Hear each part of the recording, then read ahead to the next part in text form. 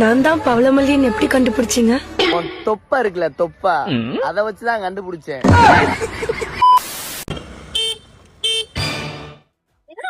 இருக்க தைரியமான பொண்ணு வந்தா முன்னாடி வந்து ஆர்டர். ஏ பைத்தியம், நான் ஏன் முன்னாடி போய் ஆர்டர் அடிக்கணும்? தள்ளி போடி.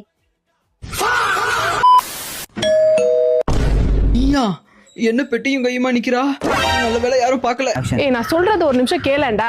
ஏய் பக்கத்து வீடு ஆன்ட்டில பயங்கரமான ஸ்பே, கொஞ்சம் தயவு செஞ்சு கத்திய மானத்தை வாங்காம வரியா?